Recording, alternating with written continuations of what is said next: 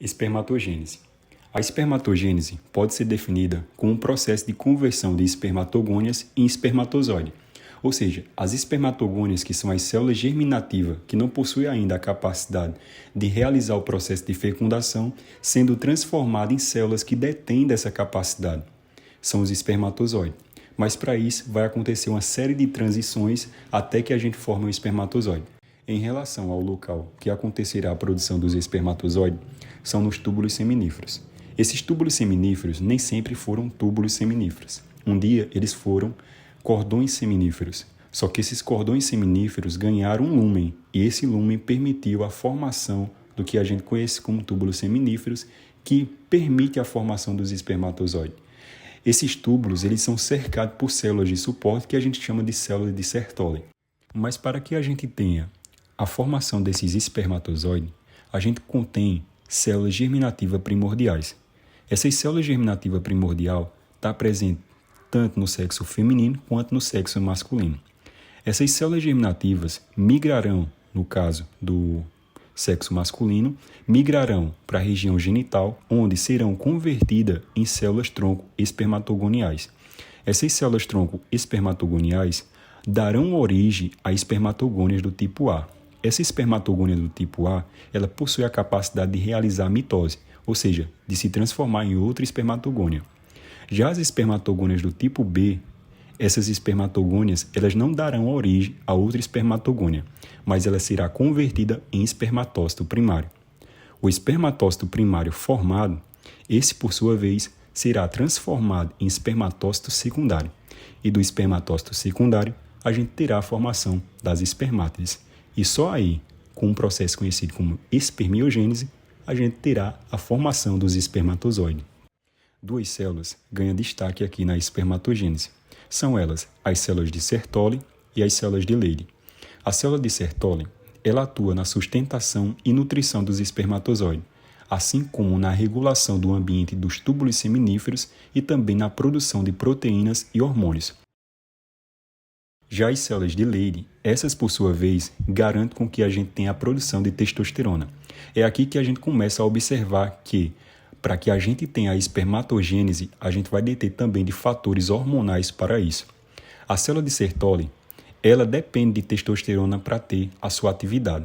Essas células de Leydig, ao fazer a produção de testosterona em virtude do LH, que é liberado pela adenohipófise, a hipófise anterior, permitirá com que o LH entre em contato com a célula de Leydig, permitindo a produção de testosterona. A testosterona produzida não garantirá apenas as características secundárias masculinas, como a voz grossa, a massa muscular e também a questão de pelos nas faces, entre outras características. Mas essa testosterona produzida, ela também garantirá a atividade da célula de Sertoli, pois a célula de Sertoli, ela só funciona numa alta concentração de testosterona. E para isso, ela detém de um auxílio de uma proteína que é produzida por ela, a ABP.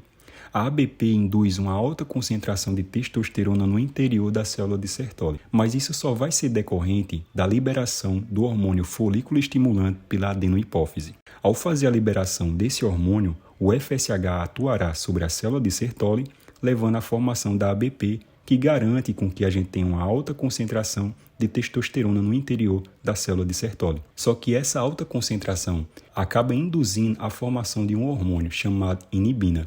E a inibina tem como objetivo diminuir a concentração do FSH, ou seja, ele inibe a ação do FSH. Consequentemente, menos ABP no interior, menos testosterona lá existirá. E, consequentemente, uma queda no suprimento de testosterona para a célula de Sertoli, que necessita da testosterona para que aconteça a sua atividade. Nesse sentido, observa-se distúrbios relacionados à espermatogênese, em que o indivíduo, ao fazer o exame conhecido como espermiograma, acusará uma baixa concentração de espermatozoide. Em virtude disso, do FSH está produzindo a inibina, e essa inibina que foi produzida inibiu o FSH, que induz a produção de ABP, pois o ABP é necessário para que a gente tenha uma alta atividade da célula de Sertoli. E a célula de Sertoli, se ela não tiver a concentração de testosterona alta no interior, sua atividade será comprometida, pois ela está ligada à formação dos espermatozoides. Então, menor a atividade dela, consequentemente, menos espermatozoide a gente terá. Outros hormônios também estão relacionados à espermatogênese, como o estrogênio, que é formado a partir da testosterona devido à enzima aromatase presente na célula de Sertoli. Além disso, o GH é outro hormônio que está associado à espermatogênese. Nessa imagem, a gente observa a anatomia do testículo, sendo o testículo revestido por uma cápsula de tecido conjuntivo denso não modelado, conhecido como túnica albugínea.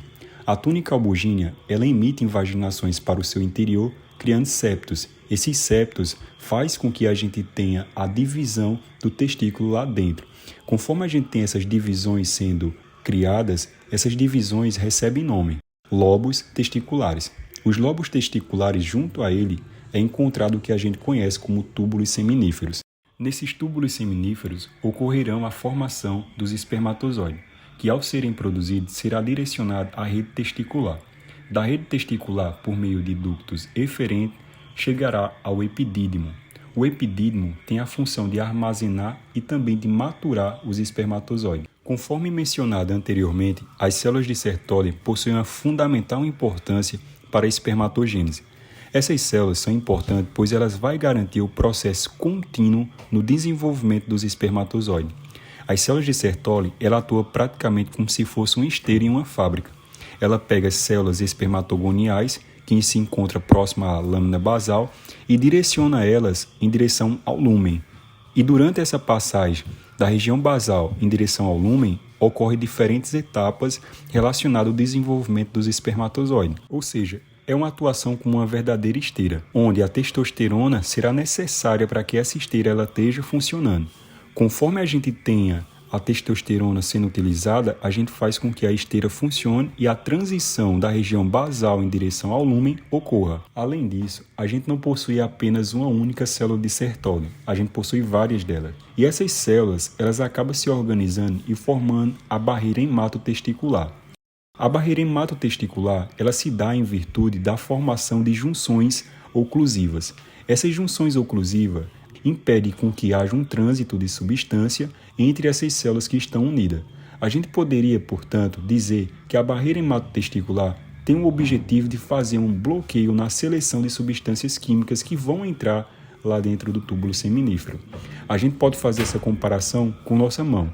Ao fazer um 4 com os dedos separados um do outro, a gente observa espaço entre os dedos. Esses espaços são as frenestras, são espaços que vão permitir a passagem de substâncias químicas. No entanto, quando a gente fecha esses dedos e encosta um no outro, a gente observa que as frenestras ainda existem. Essas frenestras existentes permitem a passagem de substâncias ainda, mas não é todo tipo de substância que vai passar. Ou seja, a barreira hematotesticular tem o objetivo de limitar a passagem de substâncias que vão entrar no túbulo seminífero para garantir, portanto, que a gente tenha um ambiente adequado, que é o objetivo da célula de Sertoli, garantir um ambiente adequado para o desenvolvimento das células germinativas.